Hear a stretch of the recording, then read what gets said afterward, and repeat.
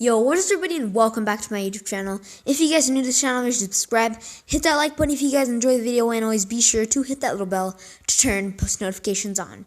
So, in today's video, I'll be comparing these two decks, this deck here and this deck here. This deck might seem a little bit familiar. Some of the old decks that used to be meta decks are kind of coming back, thanks to a few nerfs, and yeah, the meta's just been changing. And this deck here, this giant E-Drag deck, I got it from Boss CR. Go check him out. He's a really good Clash Royale player, and he really likes this deck. So I'm going to be comparing this deck and this deck here. I love this deck. I used it when it was like really good, which is like, I don't know, 3 seasons ago. So I'm just going to hop into a few replays that I did and show you what I did and when I did it. So let's get right into the replays, shall we?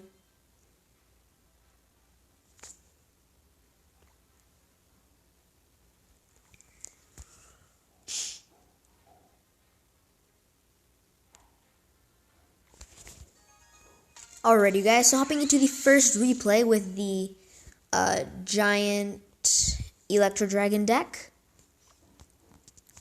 So at the beginning, I really didn't want to do much. I was going to let him make the first move because this deck is more of a counter push deck. So I just fireballed that. And then I dropped a prince right next to my king tower and logged the skeletons and the witch because my prince wouldn't have been able to deal with them. And then at this point, I just put a mana to tank for this prince, because again, it's a counter pushing deck. So thanks to my minor tanking, I did end up getting one shot on that prince. And I don't think he was expecting it, that's why he didn't put anything down.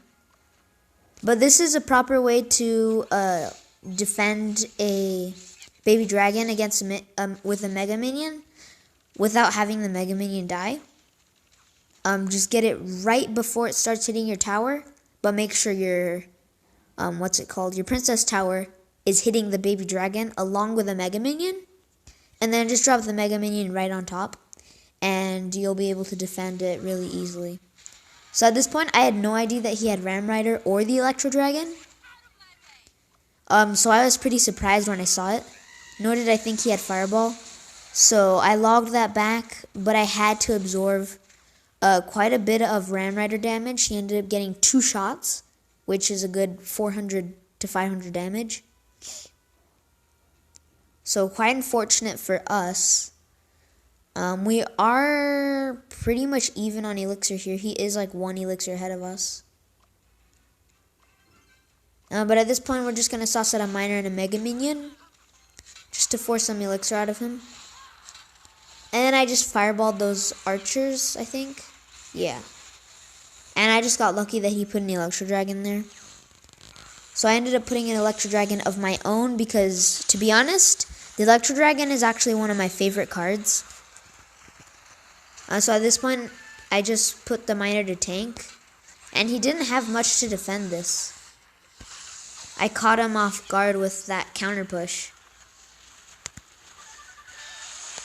So my prince ended up taking the tower, and with the Electro Dragon and the Mega Minion, they ended up taking the Baby Dragon as well, which was really good. Now at this point, I'm pretty sure I just put an Electro Dragon in the back. There it is, and I'm expecting a Ram Rider.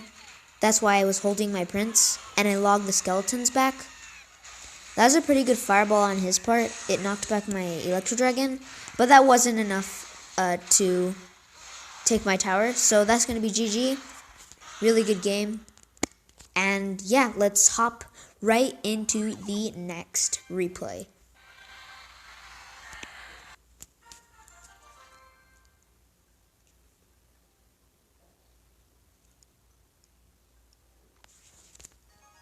Alrighty guys, so hopping into the second replay with the second deck. So at the beginning, this is more of a deck also where you're going to get counter push. But generally, you're going to want to get most of your damage in single. Double, you'll secure really like a pretty controlled win. because of how great this defense is. And the offense is also really, really good too with the Electro Wizard and double spells, along with a Night Witch. So this guy, like, to be honest, I don't know if it was just his deck or the skill itself, but I think it was a deck considering he didn't have much to defend. He had the, what's it called? The minion horde, but I don't know. So this is a little tip for you guys. You can defend a mega minion completely with a single heal spirit. So that's a pretty positive elixir trade. As you can see, I am ahead on elixir and ahead on damage. So he is playing a Lava Hound deck, which I didn't think, because I normally don't play Lava Hound. I don't think I've ever played a match on ladder with Lava Hound. So since he put the Lava Hound, I created a pretty big push. He puts his minion horde, so I just fireball it. And I have getting his bats. So that's tower down. And at this point, that one minion is doing some stuff. So I just log everything back once it kills my push. And he's keeping me pretty low on elixir. I don't have much for his Lava Hound. But I still ended up taking it with ease. I would have done a heal spirit, but I knew that it would jump before the before the Inferno Dragon would kill it. So I just sacrificed my Fisherman to tank. So he's doing some pretty interesting balloons. He normally wouldn't balloon like that. But I'm not worried about that minion horde on the left because I know my tower can one-shot each minion. So here we are getting pretty good counter push. Miner's tanking. Then we drop the Heal Spirit and the Night Witch in the pocket. That Heal Spirit healed up the Miner to take even longer. And that Fisherman and Night Witch DPS and the bats is just crazy. So at this point, he just gave up. He couldn't really do anything. Really, really controlled and easy match. So yeah, let's hop right into the third replay.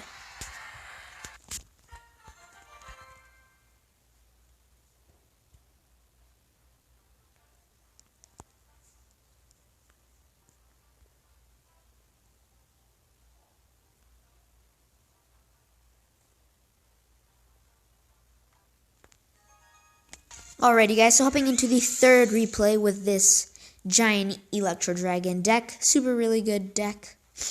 Again. Got the triple spells. Super, super good. So he's going to end up putting a Goblin Barrel. Luckily I have the log for it. In this battle I did make a lot of mistakes not saving my log. I just wasn't acknowledging his main win condition, which was the Goblin Barrel. I'm not sure why, but I just wasn't. So he's going to end up putting a Bandit at the bridge and an Electro Wizard. I put a Prince and a Mega Minion, and I pre-log because I'm expecting something. I just barely managed to catch a little bit of that Goblin Gang. But he doesn't manage to get the Knight down before the Prince gets a charge. So we have a Knight coming in, but I'm just going to put a Miner to tank for it. And a Zap. Now, I don't know why I logged before that, knowing that he had Goblin Barrel while doing the push. I don't know why I logged. But it was just a little mistake. So at this point, I was going to try, saving my log, but I logged expecting a Tesla or a Goblin Gang, but he didn't do it until after. So it was just a waste of a log. And I knew that his Goblin Barrel was close in cycle, so I wanted to kind of, spend some cards extra. So I'm holding my Fireball in hand. I just zap it. Pretty sure we only got 2 stabs there, which was, I don't know, maybe 150 damage? Now we have a pretty good counter push going. I end up fireballing. Yeah, I was expecting that. This guy had a pretty good deck against mine. I think he could have definitely won this matchup. He could have Goblin Barreled and I would have been doomed, but he didn't.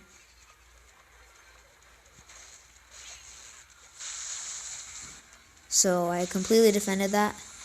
Negative Elixir trade, but we do have counter push, so it was all worth it. Then I put a miner on the tower just to tank once the Electro Dragon zaps. So the Princess Tower then focused on the miner because it's meant for tanking. So my prince is literally there at 1 health, taking half of the king tower. And the Electro Dragons are doing absolutely awesome.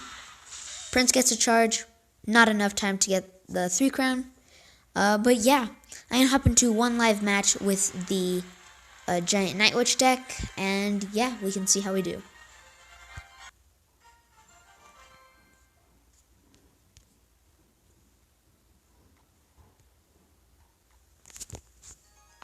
Alrighty guys, so hopping into the live match of this classic challenge, going up against Joshua X. Let's see what we can do here. So generally when you have Miner and Cycle, I do really want a better defense hand, I'd say. So I'm going to get my Electro Wizard and Cycle. And I'm going to ignore that Goblin Gang, because it's not going to get that much damage. So he completely ignored that Miner, which I don't know if it was a mistake or not, but maybe a log or a zap could have prevented a lot of damage. So I don't want to cycle any spells because I don't know what he'll have. I don't know if he throws a Skarmy at the bridge or something. I don't want to spend my Electro Wizard or a Goblin Barrel. So arrows. I'm guessing he doesn't have a meta deck because I have no idea what he's playing. Hunter, okay. Now we can get doing stuff. I'll go ahead and fireball that Hunter. Wait for him to play something in front of it and then log it. Okay. That was kind of unexpected, but I think we should be fine. Okay, we're definitely not going to be fine here. Definitely not a good situation. But I do think we'll do okay against this. Night Witch healed up. And bats are on the tower. So he is definitely in the lead, so we're going to need to catch up.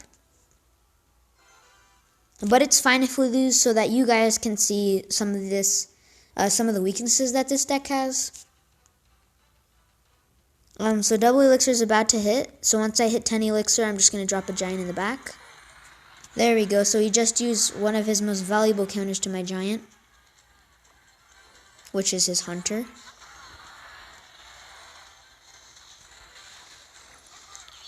Put my Electro Wizard there. Okay, so we took down the balloon without taking any shots, which was quite surprising. That left tower is going to go down, but we're going to commit everything we have to this push. Let's drop another Night Witch and an E-Wiz. We're going for the 3 crown.